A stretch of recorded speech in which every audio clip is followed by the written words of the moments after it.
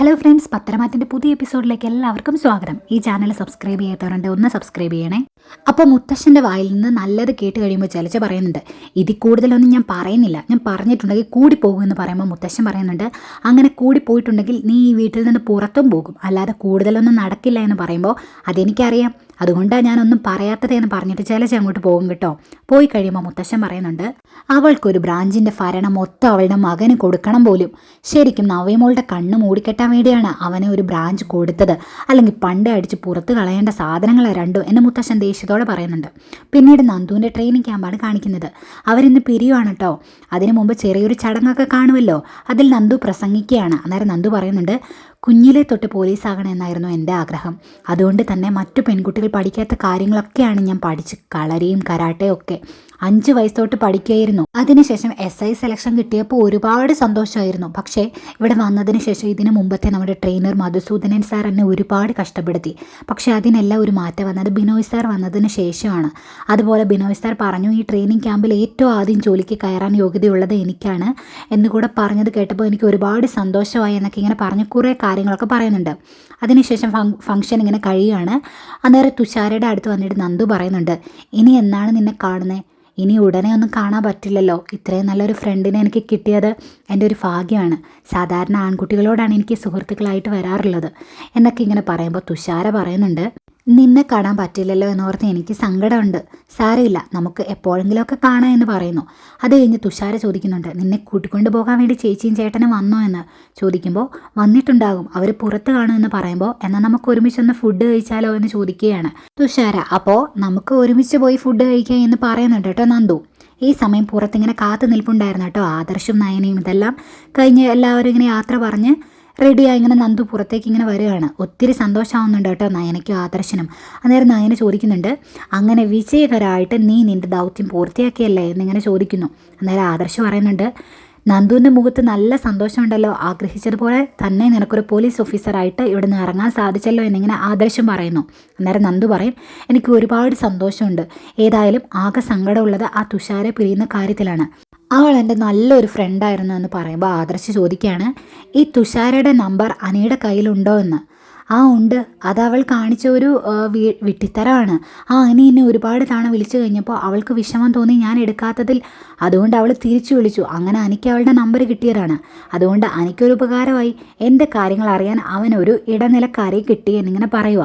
അന്നേരം നയന ചോദിക്കുന്നുണ്ട്, എത്രയൊക്കെ പറഞ്ഞിട്ടോ അനി എന്താ ആദർശേട്ടാ കേൾക്കാത്തത് എന്ന്.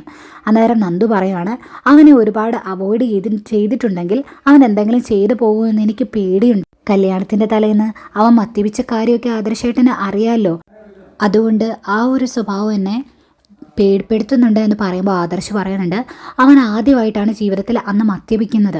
പിന്നീട് അവനെ സ്വസ്ഥത കിട്ടിയിട്ടില്ല. കാരണം അവനെ മനസ്സിലാക്കുന്ന ഒരു ഭാര്യ അല്ല അവൻ്റെ കൂടെ ഉള്ളത്. പിന്നെ എങ്ങനെയാണ് അവൻ അവളെ സ്നേഹിക്കുന്നത് എന്നൊക്കെ ഇങ്ങനെ ആദർശ് പറയുമ്പോഴേക്കും നയന പറയാണ്, അവർ തമ്മിലുള്ള അകൽച്ച മനസ്സിലാക്കി നീ അനിയോട് അടുക്കാൻ ശ്രമിക്കരുത് കേട്ടോ നന്ദു എന്നിങ്ങനെ പറയുമ്പോഴത്തേക്കും ഞാനൊന്നുമില്ല ചേച്ചി എന്ന് പറയും. എന്നിട്ട് അവിടുന്ന് ഇറങ്ങാൻ തുടങ്ങുമ്പോഴേക്കും നന്ദു ചോദിക്കുന്നുണ്ട്, അവിടുത്തെ പ്രശ്നങ്ങളൊക്കെ എന്തായി? ചന്തുമോളുടെ കാര്യമാണ് ഞാൻ ചോദിച്ചത് എന്ന് ഇങ്ങനെ നന്ദു പറയും. അന്നേരത്തേക്കും അതൊന്നും ആയില്ല, ഞാനാണ് തെറ്റുകാരൻ എന്നാണല്ലോ എല്ലാവരും വിചാരിക്കുന്നത്. അത് ആ രീതിയിൽ തന്നെ പോകുന്നു. നിനക്കെന്നെ എന്തെങ്കിലും സംശയമുണ്ടോ എന്നിങ്ങനെ ചോദിക്കും നന്ദുവിനോട് ആദർശ്. നേരെ നന്ദു പറയും, ഇല്ല, എനിക്ക് ആദർശേട്ടനെ സംശയമൊന്നുമില്ല. ആദർശേട്ടൻ അങ്ങനെ ഒരു കാര്യം ചെയ്യില്ല എന്ന് എനിക്ക് ഉറപ്പുണ്ട് എന്ന് പറയുമ്പോൾ ആദർശ് പറയുന്നുണ്ട്, അത് മതി എനിക്ക് എന്ന്. എന്നെ വിശ്വസിക്കുന്നവർ എന്നെ ഞാൻ ആ തെറ്റ് ചെയ്യില്ല എന്നു ഉറച്ച് വിശ്വസിക്കുന്നുണ്ടല്ലോ, അത് മതി. അല്ലാത്തവരുടെ കാര്യമൊന്നും ഓർത്ത് വിഷമിച്ചിട്ട് കാര്യമൊന്നും. മോളുടെ അച്ഛനും അമ്മയൊക്കെ എന്നെ ഒരു ശത്രുവിനെ പോലെ കാണുന്നത് എന്നൊക്കെ ഇങ്ങനെ ആദർശ് പറയുന്നുണ്ട്. എന്നിട്ട് അതിൻ്റെ കൂടെ ആദർശ് പറയും, വേറെ ആരും എന്നെ അംഗീകരിച്ചിട്ടില്ല, മനസ്സിലാക്കിയിട്ടുമില്ല. നയന എന്നെ മനസ്സിലാക്കിയിട്ടുണ്ട്, അത് മതി എന്നിങ്ങനെ പറയുക. അയ്യോ, ഭയങ്കര സന്തോഷമായിട്ട് നയനയുടെ മുഖത്ത്. ഏതായാലും അവരവിടെ നിന്ന് ഇങ്ങനെ പോരുവാണ്. ഈ സമയം കനകയും ഗോവിന്ദനെ ഇങ്ങനെ നോക്കിയിരിക്കും കേട്ടോ നന്ദുവിനെ. നേരം കനയാണെങ്കിൽ ഇങ്ങനെ മോളങ്ങ് വന്നില്ലല്ലോ എന്നിങ്ങനെ പറയുമ്പോൾ ആദർശ നയനയും കൂടിയല്ലേ വിളിക്കാൻ പോയേക്കുന്നേ. ഓ, അയാളെ കാണുമ്പോൾ മിണ്ടാൻ പോലും എനിക്കിനി ബുദ്ധിമുട്ടാണ് എന്ന് ഗോവിന്ദൻ പറയുന്നു. ഏതായാലും അന്നേരം കനക ഇങ്ങനെ സൈഡ് പിടിക്കുന്നുണ്ട് കേട്ടോ. എനിക്കും അതേ ഗോവിന്ദേട്ടാ, എനിക്ക് അവനോട് മിണ്ടുന്നതേ ഇഷ്ടമല്ല എന്നിങ്ങനെ പറയുന്നുണ്ട്. ഇവരിങ്ങനെ സംസാരിച്ചുകൊണ്ടിരിക്കുമ്പോഴേക്ക് അവർ വരുവാണേ. അന്നേരം നന്ദുവിനെ കാണുമ്പോൾ ഭയങ്കര സന്തോഷമാണ് കേട്ടോ രണ്ടുപേരുടെ മുഖത്ത്. തൊട്ട് പുറകെ ഡോറ് തുറക്കുന്ന ആദർശാണ്. അന്നേരത്തേക്ക് രണ്ടാളുടെ മുഖം അങ്ങും അങ്ങും. ഏതായാലും നന്ദു അകത്തോട്ട് കയറി ചെല്ലുമ്പോഴേക്ക് ഓടി വന്ന് കെട്ടിപ്പിടിക്കുന്നുണ്ട്. അയ്യോ എൻ്റെ നന്ദൂട്ടൻ എന്ന് പറഞ്ഞ് ഭയങ്കര സന്തോഷം. അന്നേരം ഗോവിന്ദൻ ഇങ്ങനെ നന്ദുവിനോട് പറയും, ഏതായാലും മോൾ ആഗ്രഹിച്ച പോലെ തന്നെ ഒരു പോലീസ് ഓഫീസർ ആയിട്ടാണല്ലോ തിരിച്ചു വന്നത്, ഒരുപാട് സന്തോഷമായെന്ന് പറയും. അത് കഴിഞ്ഞ് ആദർശിൻ്റെ മുഖത്തേക്ക് നോക്കുമ്പോൾ മുഖം മങ്ങും, മിണ്ടാനൊക്കെ ഭയങ്കര ബുദ്ധിമുട്ട്. എന്നിട്ട് അവരകത്തേക്ക് പോകുമ്പോൾ ഗോവിന്ദൻ പറയുന്നുണ്ട് കേട്ടോ, എല്ലാവരും അകത്തേക്ക് വാ എന്ന്. അകത്തേക്ക് പോകുന്നു. അന്നേരം ആദർശിന് ഒരു മടി അകത്തോട്ട് പോകാൻ. ആദർശ് അവിടെ തന്നെ അങ്ങ് നിൽക്കുക. എന്നിട്ട് നയന ചോദിക്കുന്നുണ്ട്, നയനെ ഞാൻ അകത്തേക്ക് വരണോ, അത് പുറത്ത് വെയിറ്റ് ചെയ്യണോ എന്ന് ചോദിക്കും. അന്നേരം നയന, ആദർശേട്ടൻ എന്താ അച്ഛനെ അമ്മയെ പോലെ ഇങ്ങനെ തുടങ്ങുന്നത്, അവരാണ് തെറ്റിദ്ധാരണ തലയ്ക്ക് പിടിച്ച് ഇങ്ങനെയൊക്കെ പെരുമാറുന്നത്, അങ്ങനെയല്ലല്ലോ നമുക്ക് സത്യങ്ങളൊക്കെ അല്ലേ അറിയാമല്ലോ, അതുകൊണ്ട് ആദർശേട്ടൻ അകത്തോട്ട് വായെന്ന് പറഞ്ഞ് ആദർശേട്ടനെ ഇങ്ങനെ അകത്തോട്ട് കൂട്ടിക്കൊണ്ട് പോവുകയാണ്.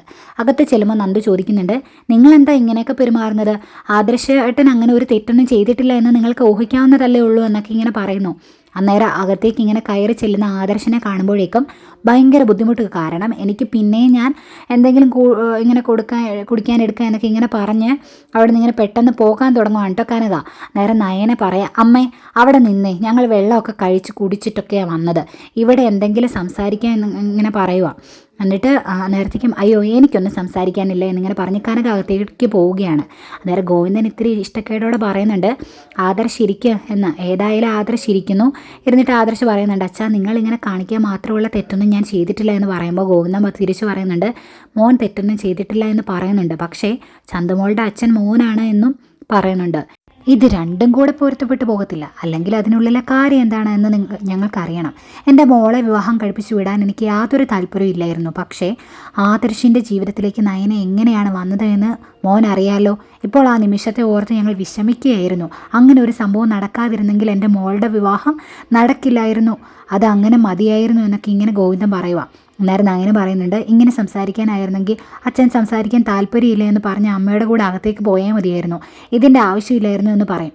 അന്നേരം ആദർശ് പറയുന്നുണ്ട്, നന്ദുവിനെ കൊണ്ടുവിടാനല്ലേ നമ്മൾ വന്നത്, കൊണ്ടുവിട്ടല്ലോ, നമുക്കിനി ഇറങ്ങിയാലോ നയനെ എന്ന് ചോദിക്കുമ്പോൾ, പോകാം ആദർശേട്ടാ, ഞാനിപ്പോൾ വരാം എന്ന് പറഞ്ഞ് നന്ദുവിനെ കൊണ്ട് റൂമിലേക്ക് പോവാം.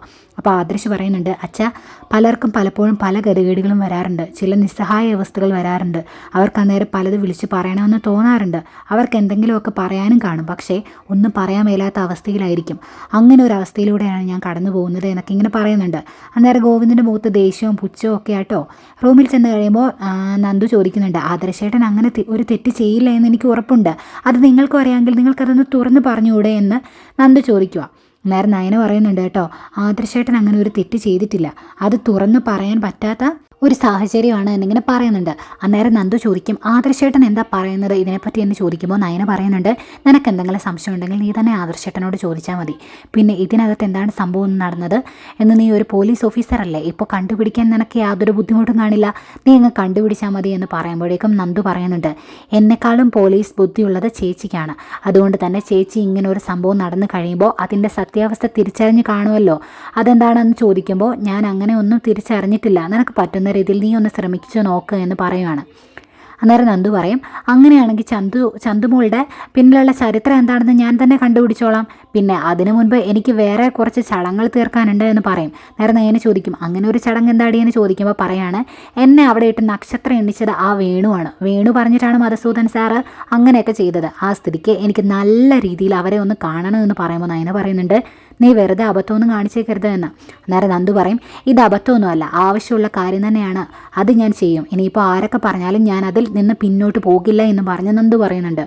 ഈ സമയം അനാമികയുടെ വീട്ടിലാണ്. അന്നേരം അനാമിക രേവതിയോട് പറയുന്നുണ്ട്, അമ്മായിയമ്മ മരുമോളെ സ്നേഹിച്ചു തുടങ്ങിയ പിന്നെ എനിക്ക് ആ വീട്ടിൽ നിൽക്കുന്നതേ ഇഷ്ടമല്ല, അതിൻ്റെ കൂടെയാണ് ഒരു ചന്തുമോൾ, അതിനെ സ്നേഹിക്കാനും പൊക്കിപ്പിടിച്ച് നടക്കാനും അവിടെ ഉള്ളവർക്ക് സമയമുള്ളൂ, അത് കാണുമ്പോൾ എനിക്ക് ദേഷ്യം വരുന്നുണ്ട് എന്നൊക്കെ ഇങ്ങനെ പറയുക. അന്നേരം രേവതി പറയുന്നുണ്ട്, ആ നയന എന്ത് ജന്മമാണ് എനിക്ക് മനസ്സിലാകാത്തത്, ഇത്രയും പ്രശ്നങ്ങൾ ഉണ്ടായിട്ടും അവൾ അവിടെ കടിച്ചു തൂങ്ങി കിടക്കുന്നത് എന്തിനാണെന്നത് മനസ്സിലാകുന്നില്ല എന്ന് പറയുമ്പോൾ അനാമിക പറയുന്നുണ്ട്, അവൾ ഇപ്പോൾ ജ്വല്ലറിയിലെ ചീഫ് ഡിസൈനറാണ്, ഇഷ്ടം പോലെ പണമുണ്ട്, പ്രശസ്തിയുണ്ട്. പിന്നെന്തിനാ ഇങ്ങനെ വിട്ടിട്ട് പോണേ? ഒരു കുഞ്ഞുണ്ടാകണമെന്നൊന്നും അവർക്ക് ആഗ്രഹമില്ല.